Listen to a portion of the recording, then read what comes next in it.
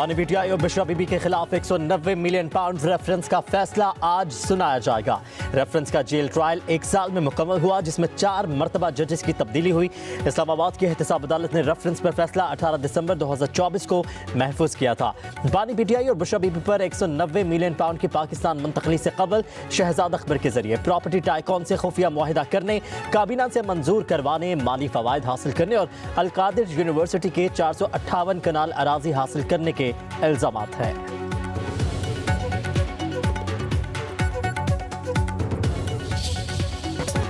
मुल्क भर में सर्दी की लहर बरकरार। पंजाब के मैदानी इलाकों में धुंध के डेरे, मुतादिद मकामात पर मोटरवेज बंद। कश्मीर और खैबर पख्तूनख्वा में हल्की बारिश की पेशगोई। पहाड़ी इलाकों में आज से 20 जनवरी तक बर्फबारी का इम्कान। लह का पारा -12 तक गिर गया। स्कर्दू में दर्जा हरारत -10, गोपिस में -9, एस्तोर में -7, कालाम गिलगित में -5, ज़ियारत और कल्लात में -4 degree centigrade record.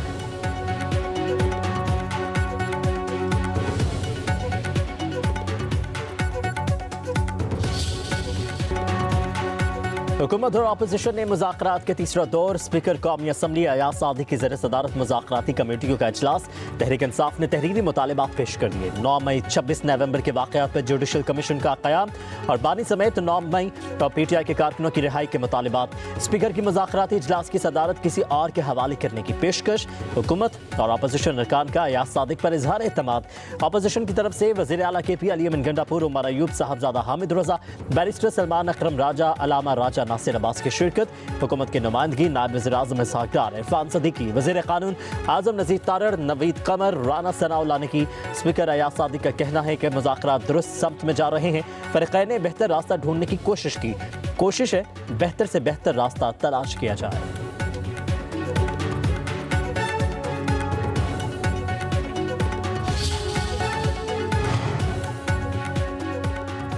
Tehreek Insaf के मुतालिबात का जवाब देने के लिए हुकूमती कमेटी कायम। कमेटी जो जवाब देगी वो हतमी होगा। 9 मई के वाक़यात पर जुडिशल कमीशन का कोई जवाब नहीं। पीटीआई के चार्टर ऑफ डिमांड का जवाब बनता ही नहीं है। राना सनाउल्लाह और सेनेटर इरफान सदीकी की न्यूज़ कॉन्फ्रेंस।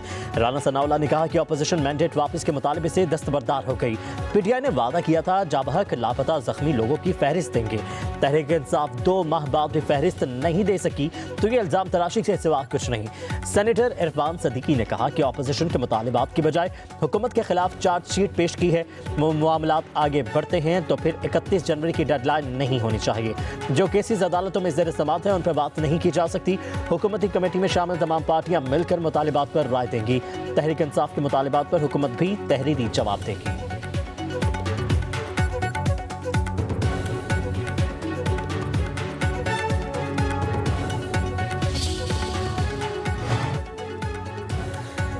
पीटीआई मुज़ाकराती कमेटी के तर्जुमान साहबजादा हामिद रज़ा ने राना सनाउल्लाह और इरफान सदीकी की प्रेस कॉन्फ्रेंस को हक़ाइक़ के मुनाफे करार दे दिया। कहा इस प्रेस कॉन्फ्रेंस का हक़ाइक़ से कोई ताल्लुक नहीं। हुकूमत जुडिशल कमीशन बना दे, जाबहक लापता और ज़ख्मी अफराद की फहरिस्त वहाँ दे देंगे। आप ही कातिल और आप ही मुनसिफ बनने की कोशिश मत करें। बानी पीटीआई जेल में सुकून से हैं, वो तमाम केसेस का मुकाबला करके बाहर आएंगे। पीटीआई रहनुमा शेख वक़ास अकरम ने कहा हम मुतालिबात से 1 इंच पीछे नहीं हटेंगे। चार्टर ऑफ डिमांड में फ्री एंड फेयर इलेक्शन शामिल है। हुकूमती वज़रा गलत बयानी कर रहे हैं। ये कातिल हुकूमत है, इनके हाथ कौम के खून से रंगे हुए हैं। इंसाफ के लिए बार बार आवाज उठाएंगे।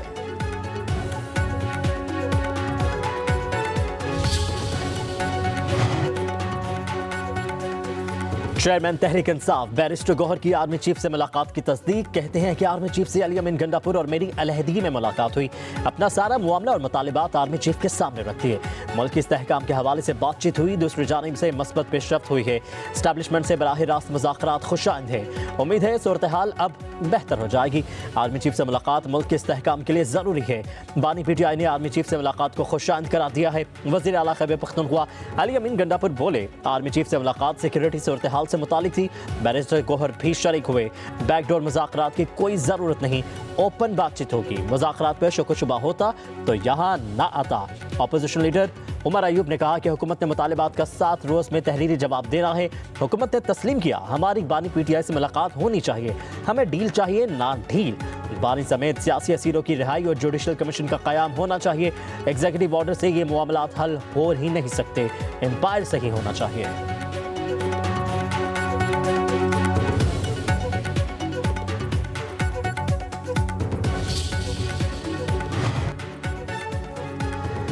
बैरिस्टर गौहर और अली अमीन गंडापुर की आर्मी चीफ से मुलाकात को सियासी रंग देना अफसोसनाक है। पीटीआई चेयरमैन से गुफ्तगू सिक्योरिटी मामलात पर हुई।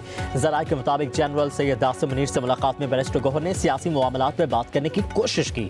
जवाब में उन्हें बता दिया गया कि सियासी मामलात पर आप बातचीत सियासतदानों से करें। सिक्योरिटी और इंसदाद दहशतगर्दी के मामलात पर होने वाली बातचीत को सयाक व सबाक से हट कर पेश किया गया।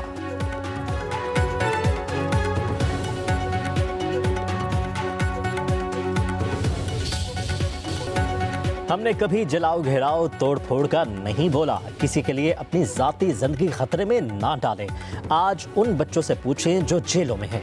बच्चे बहकावे में आए तो तकलीफ होती है। वज़ीर आला पंजाब मरीम नवाज का फैसलाबाद में लैपटॉप स्कीम के इफ्तिताही तकरीब से खिताब। कहा कि आजकल जलाओ घेराव का नहीं, IT का ज़माना है। हमने तलबा का मुस्तकबिल बिगाड़ना नहीं, संवारना है।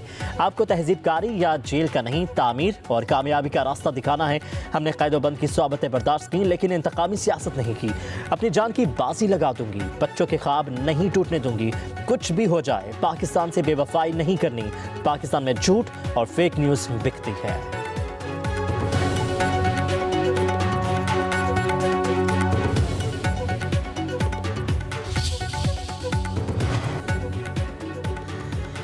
वज़ीर आज़म शहबाज शरीफ की ज़ेर सदारत इजलास छोटे और दरमियाने दर्जे के कारोबार के हवाले से जायज़ा। शहबाज शरीफ की यूथ प्रोग्राम के तहत कर्ज की रकम को 5 लाख से बढ़ाकर 15 लाख करने की हिदायत।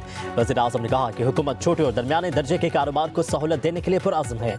दुनिया भर में SMEs मईशत की तरक्की में कलीदी अहमियत रखती है। हुकूमत की अवलीन तरजीह है कि SMEs को फ़रोग़ देकर ताकि मुल्की बरामदात में इजाफा हो सके।